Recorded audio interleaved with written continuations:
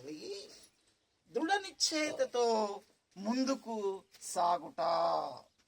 అంటే ఒక దృఢమైన విశ్వాసము కలిగిన వారమై అట్టి నిశ్చయితతో పట్టుదలతో క్రీస్తును కలిగి పరిగెత్తుట. గట్టిగా చెప్తామా ప్రియులారా? అంటే ప్రభువును కలిగిన వారముగా, ఒడంబడికలో ఉన్నవారముగా, అగ్రిమెంట్ లో ఉన్నవారముగా, ఆయన పొందుకున్న వారముగా ఆయనలో ముందుకు కొనసాగుట, ముందుకు పరిగెత్తుట. ఈరోజు మనం పాడుకున్న పాటలన్నీ కూడా అవే. ఆయనతో నడుచుట, ఆయనలో పరిగెత్తుట, ఆయన కలిగి ఉండి ముందుకు కొనసాగుట. ప్రియమైన దేవుని బిడ్డలారా, సాధ్యమైనంత వరకు దేవుడు మనకిచ్చిన పరిజ్ఞానాన్ని బట్టి ఈ అంశాన్ని మనం ధ్యానం చేయడానికి మనం ప్రయత్నం చేద్దాం. మనము చదువుకున్నటువంటి మొదటి పాఠములో ఏం కనబడుతుంది మనకు?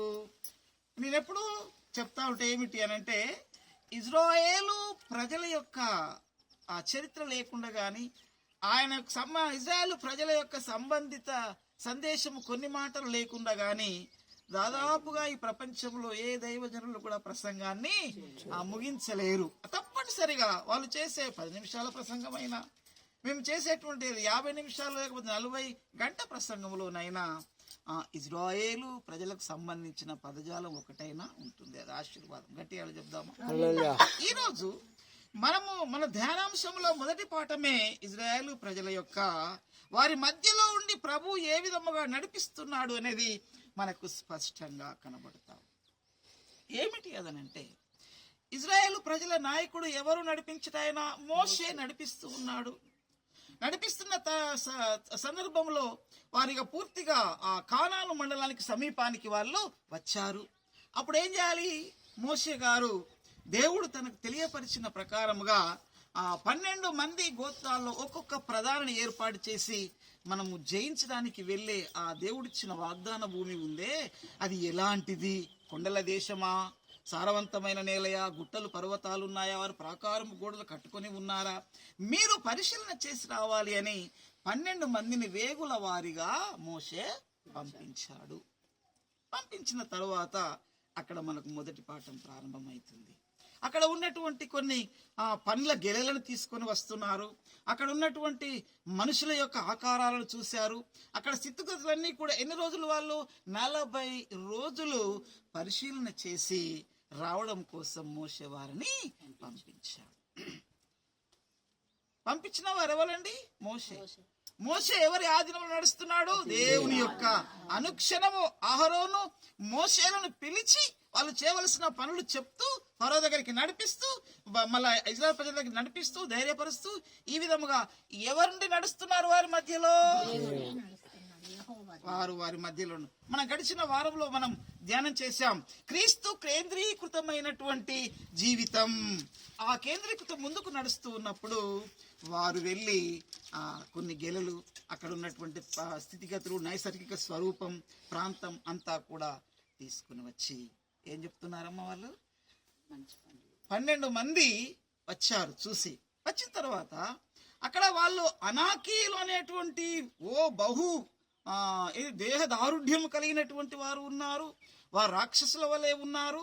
వాళ్ళతోటి మనం గెలవలేము అని కొంతమంది చెడ్డ సమాచారం తీసుకుని వస్తే యెహోషువ మరియు కాలేబు అనేటువంటి దైవజనులు. యెహోషువ ఎవరు? మోషే శిష్యుడు. ఆయన తర్వాత సెకండ్ లీడర్షిప్ తీసుకోబోయేటువంటి వాడు. ఇంకోలెవరు? యెఫున్నె కుమారుడైనటువంటి కాలేబు. వీరిద్దరు ఏమంటున్నారు అనంటే, దేవుడు మనకు తోడై ఉంటాడు, ఆయన ఇచ్చిన వాగ్దానం ప్రకారం మనం దాన్ని స్వాధీనం చేసుకుంటాము.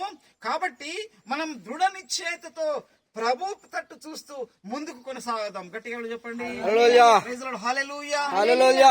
అదే మనం చదువుకున్న పాఠంలో మనకు కనబడింది. ఏమిటి? క్రీస్తును లేక యేసులో మనము ముందుకు కొనసాగుట. ఆయన కేంద్రముగా పెట్టుకుని ముందు, ఆయనే ఆధిపత్యముగా పెట్టుకుని ముందుకు కొనసాగుట. ఈ నూతన సంవత్సరం మన జీవితము ఆయనలో ముందుకు కొనసాగాలి. ఆయనతో మనం పరిగెత్తాలి. ఆయన ద్వారానే మనకు పరలోక రాజ్యం. గట్టిగా చెప్దామా? ఈ రోజు ఈ మొదటి ధ్యానాంశములో 2 వ్యక్తులు ప్రభువును కలిగిన వారుగా మోషేతో మంచి సమాచారం ధైర్యపరుస్తూ చెప్తూ ఉన్నారు. అవును, ఈ జీవిత యాత్రలో ఎన్ని క్రైస్తవ జీవితంలో ఎన్ని సంవత్సరాలుగా కొనసాగుతూ వస్తూ ఉన్నప్పటికీ సాతానుడు మళ్ళీ ఏం చేస్తాడు? ఒక క్రొత్త అంశాల ద్వారా మన మీదికి వచ్చి ఇక నీ వల్ల ఏమి కాదులే అన్నంతగా మన శోధనలోనికి దిగదార్చే ప్రయత్నం చేస్తాడు. కానీ అప్పుడు మనం ఏం చేస్తామంటే ఆయన మనకిచ్చినటువంటి వాగ్దానాన్ని ఈ లోకపరమైన ఆలోచనతో వాటిని మరుగుపరిచే ప్రయత్నం చేస్తాం. గట్టిగా చెప్పండి. ఆయన ఎన్నిసార్లు చెప్పాడు కావచ్చు? సంఖ్యాకాండం కంటే ముందు నిర్గమ, మరి ఇంకా లేవియా, ఈ కాండాలలో ఏం చెప్పాడు ప్రభు? నేనే మీకు తోడుగా ఉంటాను, ఒక్కరిని చంపినట్లుగా మీరు లక్షల మందిని చంపేస్తారు, మీరు భయపడకండి, నేను దూతను మీకు ముందుగా పంపిస్తాను, మీరు యుద్ధం చేయాల్సిన పని లేదు, మీరు వెళ్ళండి, పాలు తేనెలు కాలే దేశాన్ని మీకు నేను ఇస్తాను. చెప్పాడు అందరితో? చెప్పలేదా? మోషే యోషువలు మరి ప్రజలకు చెప్పారా? చెప్పలేదా? మరి ఇప్పుడేం చేస్తున్నారు? వేగుల వారుగా వెళ్ళిన 12 మంది ఆ వాళ్ళ యొక్క అధిపతులు ఏం చేశారు అంటే, పెద్దలు 10 మంది చెడ్డ సమాచారం తీసుకొని వచ్చి మనం వాళ్ళతో గెలవలేము. తీయండి సంఖ్యాకాండం చదువుకొని మళ్ళీ ఇంకో భాగానికి మనం వెళ్దాం. 29వ వచనం. అమాలేకీలు దక్షిణ దేశంలో నివసించుతున్నారు, హిత్తీయులు, యెబూసీయులు, ఆమోరీయుల కొండ దేశం